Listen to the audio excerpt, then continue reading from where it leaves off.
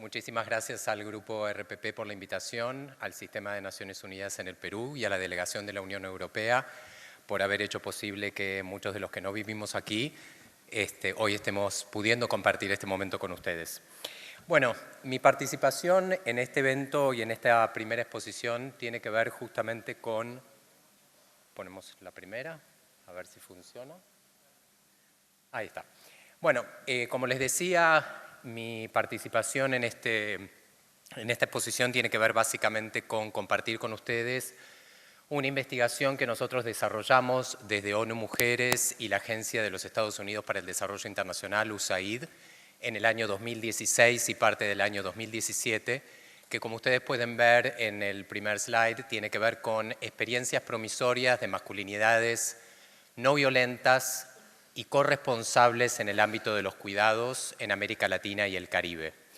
Ahora vamos a ir viendo de qué se trata semejante título, pero básicamente la idea es compartir con ustedes algunas lecciones aprendidas de distintas experiencias que se están desarrollando fundamentalmente desde la sociedad civil en la región de América Latina y el Caribe, y esto también incluye algunas experiencias promisorias aquí en el Perú, para entender de qué manera se empiezan a deconstruir algunos mandatos sociales que han puesto como eje central una cultura patriarcal. Voy a comenzar fundamentalmente con algunos puntos de entrada.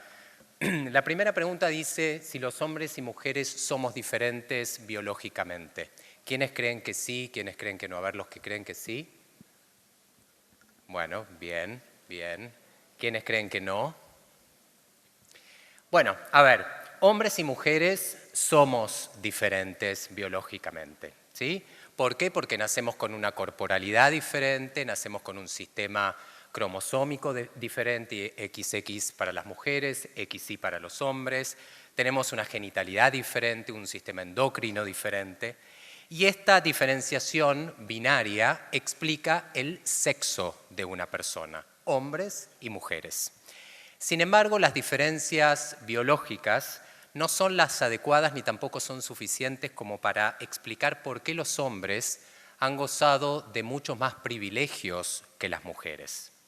Entonces, este es un primer punto de entrada fundamental, entender que somos diferentes en términos biológicos. Ahora bien, ¿dónde encontrar entonces la explicación? ¿Sí? De por qué han existido estos privilegios para unos y cercenados los derechos para otras. Bueno, la respuesta no debe hallarse en la biología, sino fundamentalmente en la cultura. Es desde el momento en que nosotros nacemos que aprendemos a ser hombres y a ser mujeres, y esto es en función del sexo que ha sido asignado al momento de nacer. Y esto que aprendemos culturalmente tiene que ver fundamentalmente con ciertas expectativas sociales respecto de qué significa ser hombre y qué significa ser mujer en un determinado momento y en un determinado lugar de la historia. No es lo mismo ser hombre o ser mujer en Perú que ser hombre o ser mujer en Yemen, que es el país más desigual del planeta. ¿Sí? Digamos, hay diferencias que tienen que ver con el lugar y el momento en el que unos y otras nacemos. ¿Y qué aprendemos desde el punto de vista cultural? Bueno, que para ser hombre hay que ser, aquí tenemos algunos atributos asociados a esta visión tradicional de la masculinidad. Aprendemos que para ser hombres hay que ser machos, racionales, fuertes, calculadores, no expresar sentimientos ni emociones, heterosexual, proveedor, calculador, racional, y por sobre todas las cosas ser el proveedor. Hoy se habló mucho aquí de los roles de género, ¿no? El rol masculino asociado a ser el proveedor.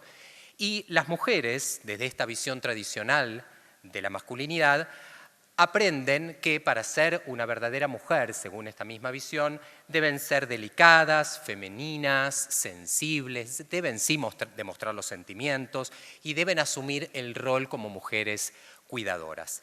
Estos son los famosos mandatos de género que aprendemos ya desde tempranas edades. El tema es que estos roles y estos mandatos de género aprendidos impiden a los hombres ser o mostrarse débiles en algún momento de sus vidas, ser afectuosos, pedir ayuda, demostrar sentimientos, ser corresponsables con las mujeres en el ámbito de los cuidados, no ser violentos, ¿sí? Porque está, digamos, equiparado esto culturalmente de que todo hombre para ser un verdadero hombre debe ser violento. Y todo esto lo hemos aprendido fundamentalmente a través de la cultura y de una cultura en particular que es la cultura patriarcal. De esto se trata el patriarcado, que tanto también se habló en los dos ejes anteriores. ¿Cuál ha sido el método utilizado por el patriarcado para sostenerse cuasi imperturbablemente durante la historia de la humanidad? Bueno, básicamente vamos a reducir, en una presentación breve, vamos a reducir a dos grandes estrategias que ha utilizado el patriarcado para perdurar como un sistema de dominación hegemónico. El primero de ellos tiene que ver con un dispositivo de control que es el ejercicio de las violencias masculinas. Hoy estamos aquí como parte de los 16 días de activismo del Sistema de Naciones Unidas, conmemorando el 25 de noviembre como el Día Internacional de la Eliminación de la Violencia contra la Mujer. Sin embargo, la violencia masculina no la debemos utilizar en singular, sino en plural. Los hombres hemos aprendido desde muy pequeños a que la forma para tramitar los conflictos micro y macrosociales, es decir, los conflictos al interior de la familia, como los conflictos que se suceden a nivel de la comunidad y a nivel país, se deben resolver por la vía del conflicto, por la vía de la violencia.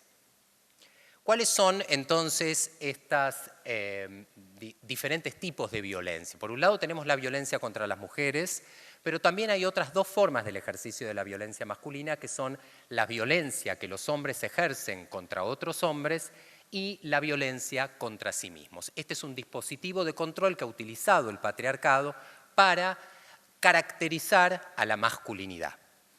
Ahora, para demostrar que esto no es simplemente teoría, sino que esto es hechos contundentes, voy a compartir con ustedes algunos datos concretos, estadísticos, que confirman el ejercicio de las violencias masculinas en plural.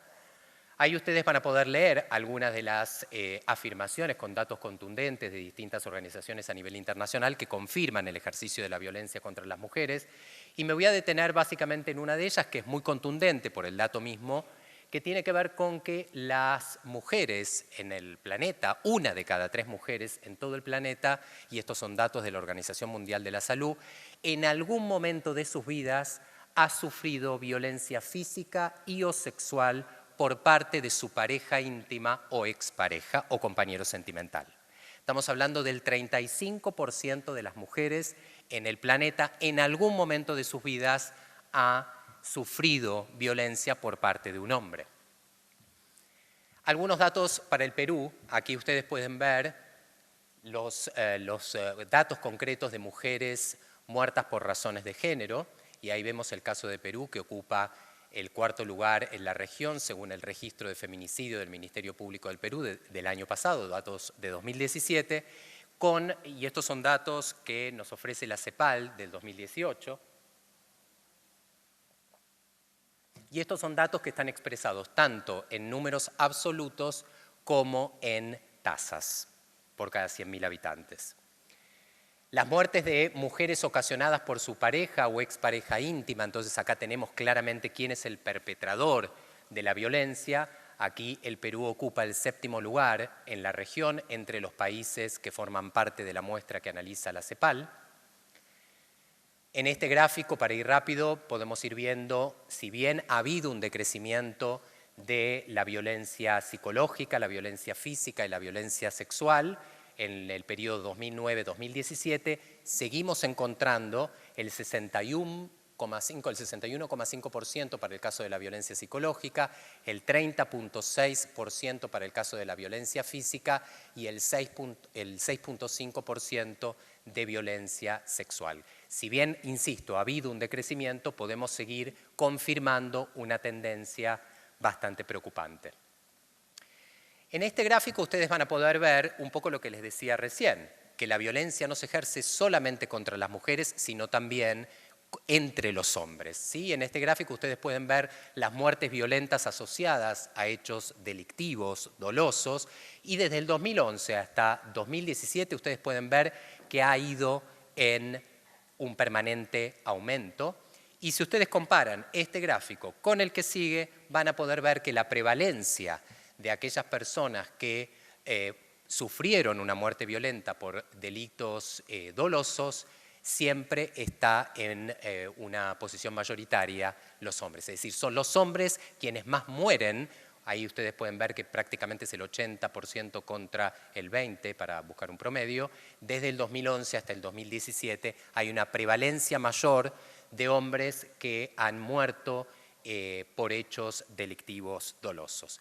Pero la muerte también, pero el ejercicio de la violencia no solamente se expresa en términos de muerte, ¿sí? Digamos, los comportamientos violentos, los comportamientos de riesgo, también nos muestran las estadísticas que hay una mayor prevalencia por parte de los hombres. Y en este gráfico, en esta torta, ustedes pueden ver el porcentaje, el 71% de los hombres son quienes están más involucrados en accidentes de tránsito contra 19% las mujeres. ¿Sí? Es decir, hay un mayor comportamiento de riesgo asociado, por ejemplo, en este caso, a los accidentes de tránsito, pero también hay otros ejemplos como, por ejemplo, el consumo de sustancias ilícitas, el consumo de alcohol, tabaquismo, en donde hay una mayor prevalencia masculina por sobre las mujeres.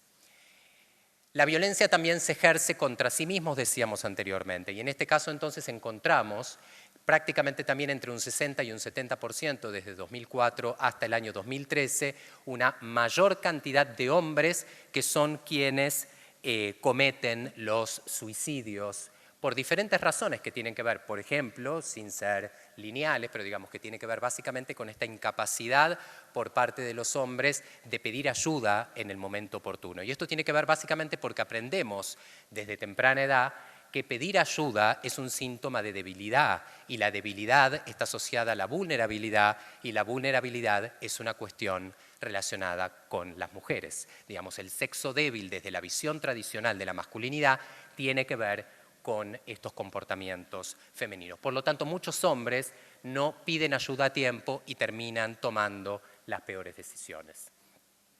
Ahora bien, también se ha dicho en el primero de los ejes, se ha trabajado el tema de la mujer emprendedora y hemos visto unos roles diferenciados entre hombres y mujeres. Y este ha sido el segundo dispositivo de control que ha utilizado históricamente el patriarcado para dominar a las mujeres. Y esto tiene que ver fundamentalmente con la división sexual del trabajo. Es decir, la visión tradicional de la masculinidad ha adjudicado unos roles diferenciados para mujeres y para hombres, y esto lo hemos aprendido ya desde tempranas edades, ¿no? Como si hubiera algo en los genes de la mujer que indicaran que ellas tienen más capacidad para poder dedicarse a roles que tengan que ver con las tareas de cuidado, tanto los cuidados directos que tienen que ver con el cuidado de las personas, como los cuidados indirectos, ¿sí? El aseo, la lavandería, sacar el perro, llevar al hijo al médico, etc. Esas tareas de cuidado son las que han estado mayoritariamente, las que han recaído mayoritariamente en los hombros de las mujeres. Y para esto también les traje algunas estadísticas que confirman, según por ejemplo datos de la OIT, de la Organización Internacional del Trabajo de este año, el 76% del trabajo no remunerado, es decir, el trabajo de cuidados, recae sobre las mujeres, ¿sí? Y algunos datos directamente en el Perú, que también fueron comentados en el primero de los ejes. Aquí vemos básicamente el promedio de horas que hombres y mujeres dedican a las tareas de cuidado. A excepción del primero, que tiene que ver con las necesidades personales, en donde hombres y mujeres dedicamos más o menos el mismo tiempo, prácticamente en el resto de las actividades, las mujeres dedican muchas más horas por día promedio que los hombres. Aquí ven también el porcentaje de la población de 12 años y más que participa en las actividades diarias por sexo, que termina ilustrando lo mismo que veíamos recién. Pero también estos roles asignados, ¿no? Estos roles de proveedor para el hombre y el rol reproductivo para la mujer, también impactan negativamente sobre la autonomía económica de las mujeres. Y entonces aquí nosotros podemos ver lo que también fue comentado en los paneles anteriores, relacionados con la cantidad de la población, el porcentaje de la población sin ingresos propios por sexo. Y aquí vemos cómo en el Perú prácticamente el 25%, es decir, un cuarto de la población no percibe, mujeres no perciben ingresos propios, lo que impacta, como decía, en su autonomía. Estos son datos del Índice Global de la Brecha de Género del año 2017, según el World Economic Forum este año, y en donde indica claramente, ustedes pueden ver en este primer gráfico, que hay una brecha de género importante en términos del acceso de las mujeres a la política y una brecha también importante de género en relación con la participación de las mujeres en el ámbito laboral.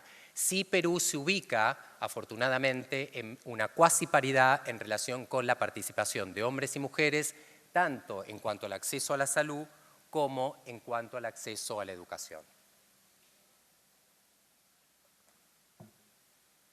Entonces, ¿qué hemos hecho nosotros desde ONU Mujeres y la agencia USAID? Identificamos experiencias que intenten deconstruir estos dos dispositivos de control. Por un lado, las violencias masculinas y por otro lado, la división sexual del trabajo. ¿Qué hicimos? Básicamente, identificamos y elaboramos un mapeo regional con algo así como 154 experiencias a nivel regional que justamente intenten deconstruir este modelo de masculinidad hegemónica que aprendemos desde temprana edad. Sistematizamos toda esta información de fuentes primarias y secundarias, es decir, realizamos prácticamente 46 entrevistas en profundidad a expertos y expertas en todos los países de la región, elaboramos un informe para cada una de las experiencias, aplicamos unos criterios técnicos que ustedes van a poder leer y profundizar en la publicación que el Ministerio de la Mujer y Poblaciones Vulnerables y el Sistema de Naciones Unidas va a publicar por medios virtuales. Y luego de aplicar estos criterios, identificamos 42 experiencias promisorias. ¿Qué aprendimos de estas experiencias? Básicamente lo que aprendimos es que para construir una masculinidad no hegemónica debemos fundamentalmente eliminar las violencias masculinas por un lado y promover una mayor corresponsabilidad entre hombres y mujeres en el ámbito de los cuidados. Cuando hablamos de masculinidades no hegemónicas, que es un término que nosotros empezamos a acuñar desde esta investigación, estamos hablando de masculinidades que intentan desafiar esos patrones socioculturales que aprendemos desde temprana edad relacionados con el ejercicio del uso de la violencia y roles diferenciados según el sexo asignado al momento de nacer. ¿Cuáles son los beneficios que le trae a hombres y mujeres? Esta placa es muy importante porque permite identificar los costos del patriarcado, ¿sí? ¿Cuáles son en definitiva los beneficios que nos trae a hombres y mujeres el hecho de que empecemos a deconstruir estos patrones hegemónicos de la masculinidad? Y ahí ustedes van a poder ver en esta placa que cuando los hombres empiezan a dejar de lado esta sensación de que para ser un verdadero hombre hay que usar la violencia y que, según ellos, no debieran ocuparse de las tareas de cuidado, cuando empiezan a aflojarse, cuando empiezan a dejar de lado este tipo de imaginarios y construcciones que hacen parte de la identidad masculina, comienzan a sentir menos presión social, ¿sí? Comienzan a sentir una menor presión a ser permanentemente hombres que tienen que estar demostrando su hombría, que tienen que estar demostrando su masculinidad, que tienen que estar demostrando que son proveedores, que tienen que estar demostrando que son exitosos. Al mismo tiempo, pueden disfrutar y experimentar una paternidad responsable. Cuando un hombre justamente puede tener la posibilidad de compartir los roles de cuidado, directos e indirectos, junto con su esposa o con su pareja, va a poder disfrutar también del crecimiento de sus hijos y sus hijos e hijas van a también empezar a disfrutar de ese rol paterno que muchas veces está ausente producto de esta presión social por permanecer en roles de proveedores. Al mismo tiempo, no tienen que sentir esta carga de tener que ser permanentemente hombres seductores, ¿no? Donde la seducción, la pasión, la carga sexual está siempre a flor de piel. También un hombre puede decir, no tengo ganas de tener una relación sexual, sin que por esto signifique que va a perder su hombría, ¿sí?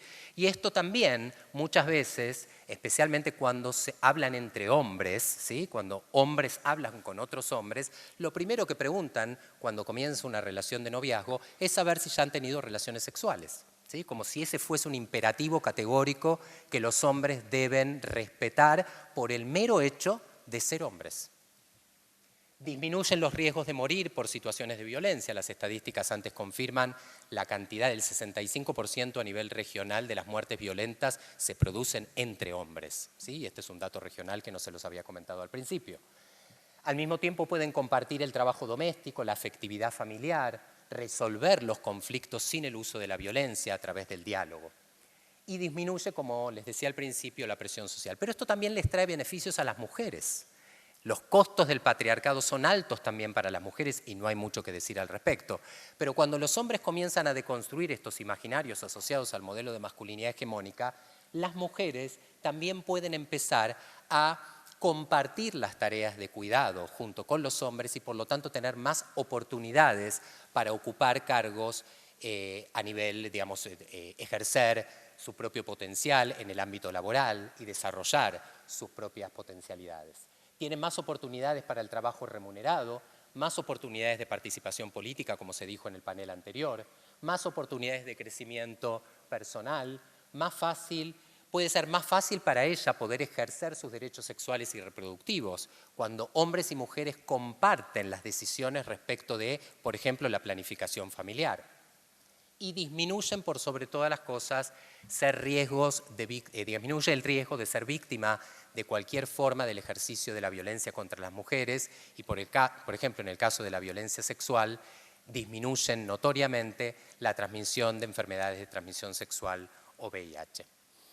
Voy a detenerme aquí porque me están diciendo que ya corte. Las lecciones aprendidas seguramente las vamos a poder desarrollar en el diálogo que tendremos con el resto de los colegas, pero fundamentalmente los invito y las invito a que puedan acceder a la investigación que hemos desarrollado para conocer más acerca de estas experiencias promisorias para la deconstrucción de masculinidades violentas y corresponsables que tanto mal nos hacen a hombres y mujeres. Muchas gracias.